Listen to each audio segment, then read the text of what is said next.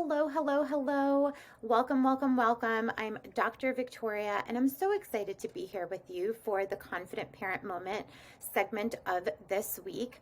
And the title of this week's segment is The Power of the Pause.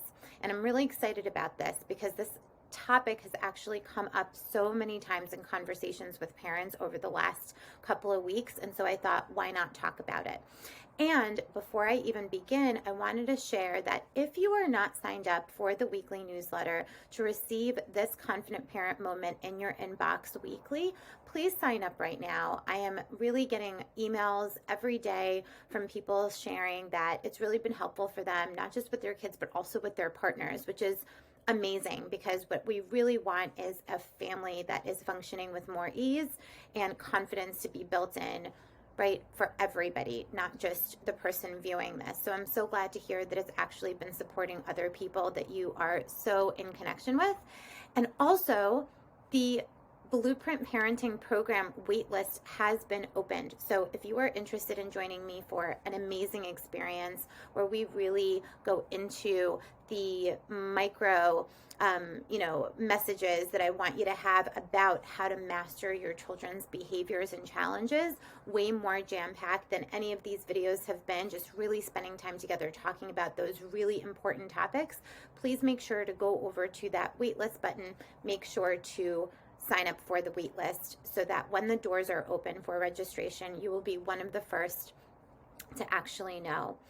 Okay, so let's get going for this week's topic. So the topic is the power of the pause. So here's the issue that I'm constantly seeing. Something happens, and in your family, whether it's you or your partner or your kids, they want to figure out the problem then and there. And a lot of the time, it's 10 p.m., it is 8 p.m., it is bedtime, it is not an opportune time to actually deal with some of the challenges and issues that are going on in the family because you're going through bedtime, you're, trying to wrap up the day, you're not trying to start, a teachable moment sort of conversation. So a lot of things that I hear from parents are the following. It's some of the same stuff that I hear when I work with a lot of couples, right? I don't want to go to sleep angry. I want to make sure that we figure this stuff out before everybody goes to bed. I don't want to leave this for tomorrow. This is really, really important that we figure this out right now, right? And there's this urgency, there's this sense of urgency to make sure that things are dealt with in the moment when it's happening. And if it's not, that means that we're going to bed angry. So today's topic is really important because I'm noticing that lots of parents want to respond immediately to things that are occurring in the home. Let's say your child is behaving a certain way, or something has happened at school or during dinner time, and you want to, instantly gratify both yourself and your child and the dynamic that you have in responding to the thing that happens right then and there. And maybe you're thinking, if I don't respond right now, my child is actually going to think that it's okay to keep doing what they're doing. So it's going to show them that I'm not serious. Or maybe you're thinking, I'm going to miss out on the opportunity to actually respond to what just happened, right? Or maybe you're thinking, my child is just not going to remember it tomorrow, and I'm not going to remember it tomorrow, and this is just going to fall to the wayside, and it's not going to be effective. It has to be responded to right now. But the truth of the matter is this, and this is really, really significant to understand. You can actually teach yourself and your child and have a culture in your family. And this is what I'm really about. This is something that I really, really support. And being able to complete for the day, right? Put something to rest and get back to it the next day in a more focused and thoughtful way. And what this means is really getting into the mindset that something important that has to be talked about can be left for the next day. And you can agree with your child or your partner, or if you are a couple and this is happening between you and your partner and not just your kids, right? This is happening within your relationship, within your marriage and partnership. It's also okay to say, let's agree to complete this conversation for today because it is very late. We both have to be up early. Bedtime is happening right now, dinner is happening right now. And it's really important that we pick this up tomorrow, right? Because, and I'm going to share with you how to do this, but the important thing to remember is you, your partner, or your child may actually not be in a receptive mode when you want to have this conversation at 9 o'clock at night or 10 o'clock at night or 2 o'clock in the morning. When your child is not in a receptive mode, meaning they're not really actually taking in anything teachable in that moment because now you've had a blow up or they're tantruming or it's really pressured because they have to get to sleep, their sibling has to get to sleep, you are stressed out because you have things that you need to do. Your child is not in a receptive mode. And when they're not in a receptive mode, they're actually not going to respond to you in a thoughtful and an intentional way. So what's going to happen is it's going to be a reaction to you to just get you to shut up or to give you what you want so that they can just go to sleep. Or they're going to actually tantrum or, dig their heels in even more because they're tired and they're not really being receptive to what you're asking of them. And then for older children, what I'm finding a lot of the time is that teenagers and preteens, right, like as they're getting older, they don't want to deal with being tantrumy or to deal with, being in disagreement with their parents. So what they do a lot of the time is they say what you want to hear, and it's coming from a place of trying to really make you happy or please you or just get away from the conversation altogether, right? Depending on the situation and who that child is. And the response to you during a time of disagreement is not coming from a place of really understanding what's going on and making a choice to say, you know what, let's do this differently, or you know what, I understand, or you know what, I'm in this mode of wanting to find the solution with you. So your child may not even be in that receptive mode.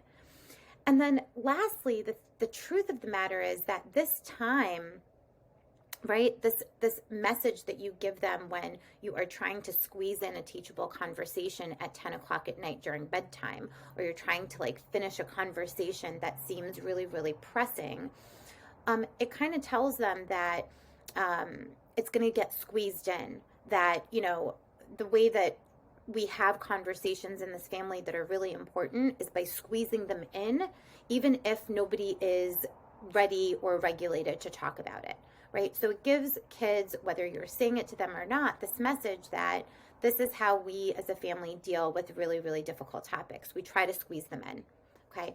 So what you really want, and what I know you want, because I hear about it all the time, and what I would like to see in families is to really model more thoughtful approaches to having difficult conversations, right? An approach that actually says, I love you, and I'm still feeling unsettled about this. I care about you, and this conversation is not finished.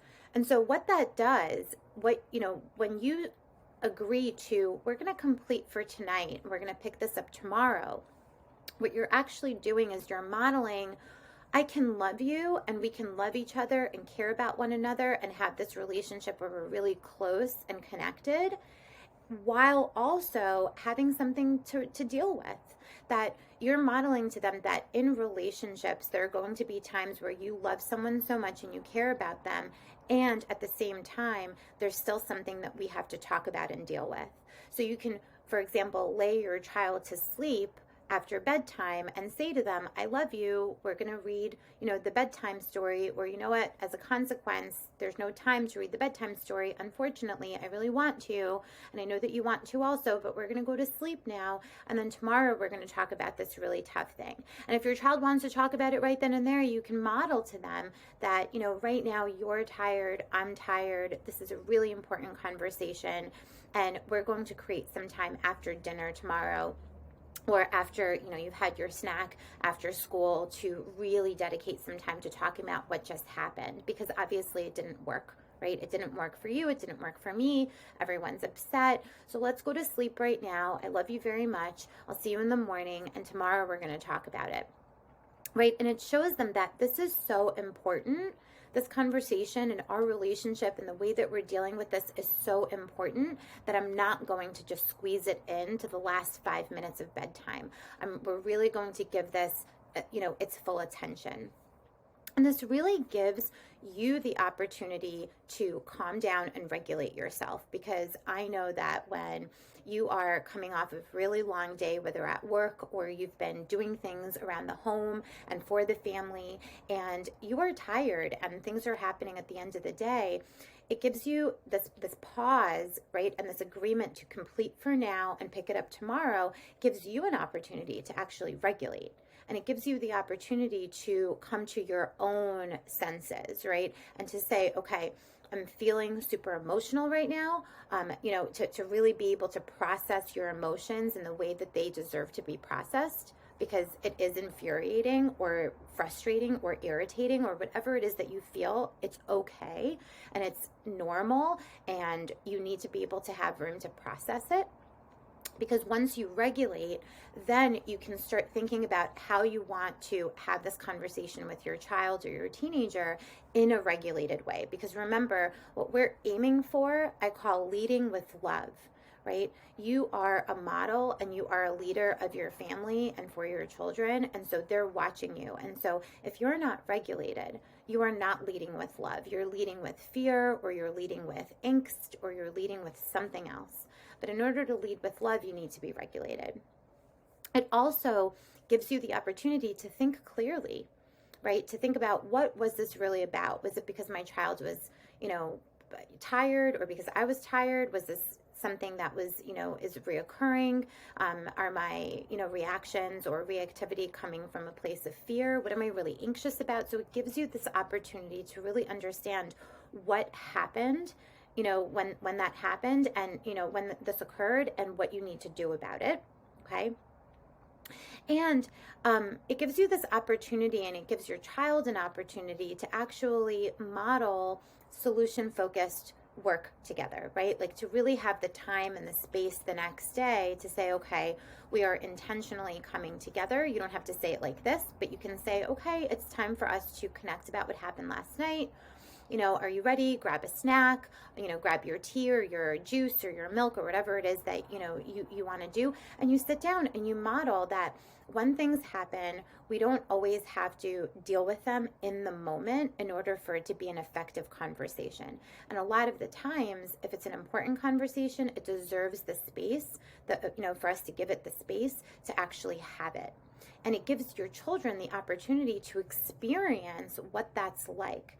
Because how many of us grew up in situations in life where, in our childhoods, with the best intentions our parents had, oftentimes the conversations were heated, they were, sort of, done with and then never brought up again. Things would happen and then they would never get picked up again the next day. And so children get these messages that, this is just how we deal with, situations between family members, that we, yell about it, we talk about it in a heated way, and then the next day we forget about it. And so what we're really talking about is thinking about, what kind of culture do you want in your family when things happen? When things happen in moments like in a car, when you're on your way somewhere, and that is not the time to get into it. How do you, deal with situations during bedtime that are really pressed for time because everybody has to have their rest? How do you deal with, things that happen early in the morning, right? Things that are impacting your schedule or your children's schedules. So remembering that this old adage of, we can't go to sleep angry. I get it. Nobody wants to go to sleep angry with the person that they love or the people that they love. But we have to look at this more closely and say, we can say we love each other. I love you. I care about you, right? That will never change. And that goes for your partner or your child. And this is still not finished. And that's okay, because we're going to have tomorrow to talk about it in a more thoughtful way. So I hope this was helpful. And this is really the thinking around, what does it mean as a parent to lead with love? To lead, and show your child that you are the leader of yourself. And because you are the leader of yourself and you're, being thoughtful about what you need time and space to think, you're leading them in that same way.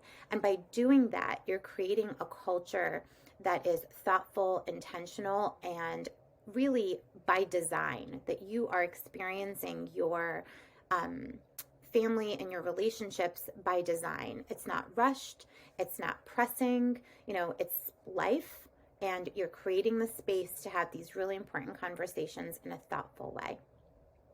I hope that this conversation was helpful, and if it was, please let me know. I love getting your emails, and I love all the comments.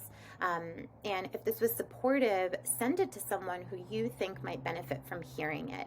So many times I hear from people saying, oh, my husband was so helped by this video. Nobody was able to get through to him until he watched it. Or I heard from someone who said, thank you so much for sharing about X, Y, and Z. I shared it with my best friend. She really needed to hear it.